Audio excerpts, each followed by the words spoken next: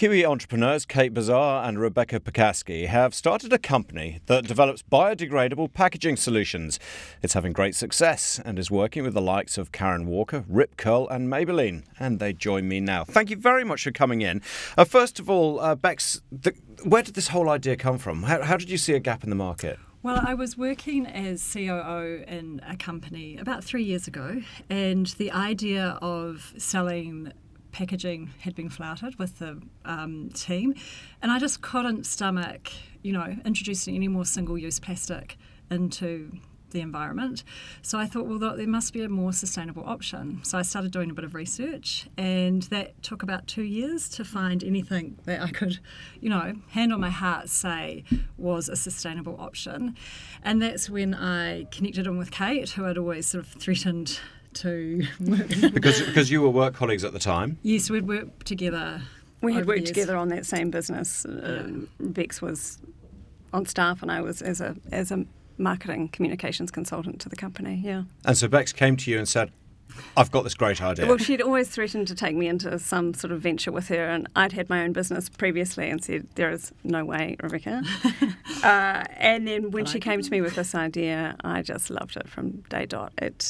It ticks all my boxes as it ticks Bex in terms of, we're both greenies at heart. We could see that we could do something, create a really amazing brand around it and really make a difference, actually, fundamentally. And you obviously had no doubt that the need was going to only become more and more pertinent. Yeah, I think we're in a crisis at the moment. We feel this real sense of urgency, to make a change and make it quickly.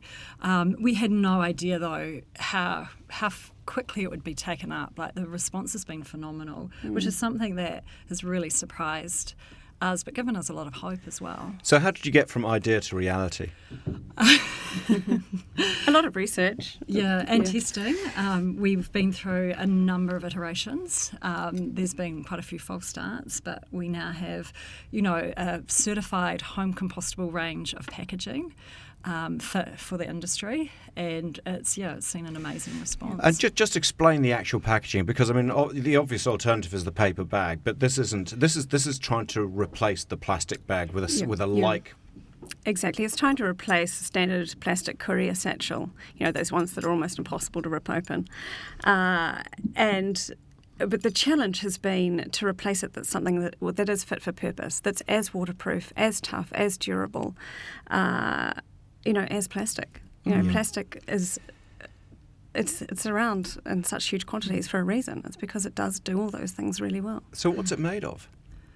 You want to take that? Yep. PLA, PBAT and cornstarch. How's that? Alphabet soup, that's what it is. Yeah. It's a mix of products. I will just add, while it's got all the qualities of plastic, it'll break down in a home compost after 90 days. And we've tested them in our own composts, and within 5 weeks, it's literally disappearing. Was that quite a eureka moment? Because you'd obviously had your researchers had said, we think this will work, but this was up to you guys to then go and test. Yeah, we knew it had the Australian home compostability certification. New Zealand doesn't have one, by the way. And the Australian one is the most rigorous in the world. It includes a worm toxicity test. So we knew it had this amazing stamp on it. But it was important for us to actually see evidence that was... Just on that, is that something which you've presented to government to say, why haven't we got one of these? We believe that there should be a worldwide certificate. At the moment, different countries or zones are introducing their own. So there's one in Europe and the States, and then Australia's introduced. It does make it quite expensive and hard for people, so we would prefer... We see ourselves as a global company, and we're selling our bags worldwide. At the moment, our bags have the European certification and the Australian.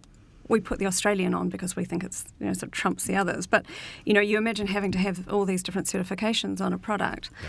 Ours is actually quite a large product; it could handle it. But it could be actually something as small as a spoon that would carry these certifications, and having numerous ones on there isn't really practical at all. Yeah. So there is an element of this which you've had to be across, obviously, for your business. But your business only launched March 2018.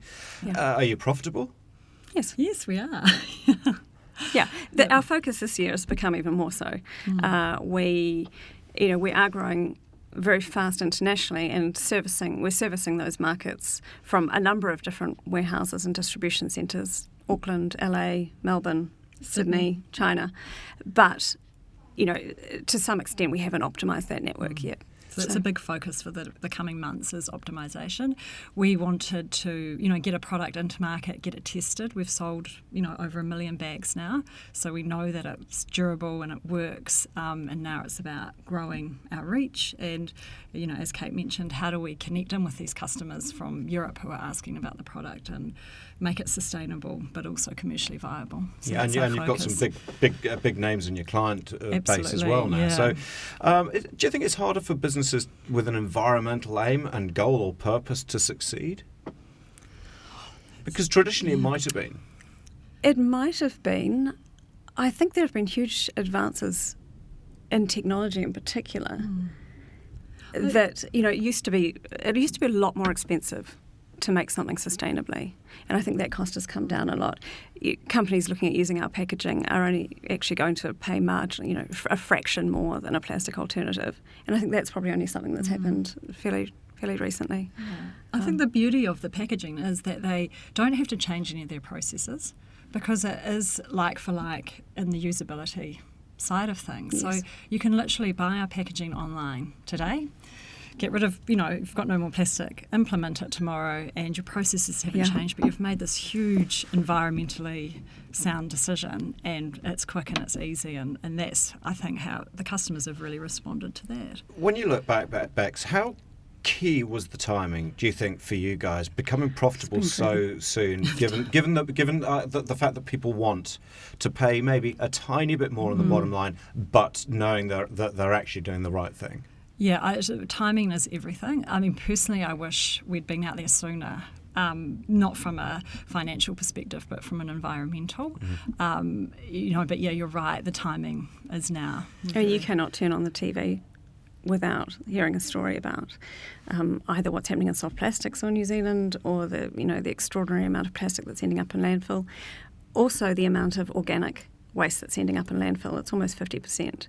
And that is waste. It's your food waste, your garden scraps that could actually be composted. So a big part of our mission is also to reduce, to educate and help find ways for people to be able to compost easier. And any big barriers to our product? To the success of the business? I think the misinformation around, we talk about this quite a bit. A big part of what we wanted to do was make sure our messaging was correct. It was really important to us that we had, quite an ethical brand, and there is so much miscommunication out there. There's a lot of greenwashing. I think that makes it really confusing for the consumer. So I think for us, absolutely, it's a really big part of, that's a barrier that we face, is that there might be these two products in the market, and one might be detrimental to the environment and the other isn't. One may break down into microplastics, and it's technically written on it as biodegradable, which is actually, they are actually allowed to put that on it because technically it is degrading.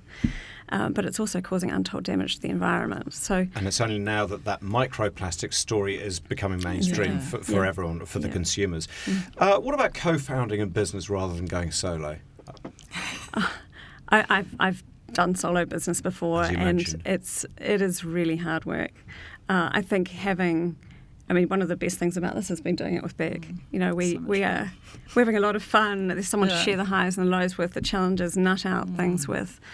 We have really complementary skill sets. We're both across all areas of the business, but we know where our strengths lie.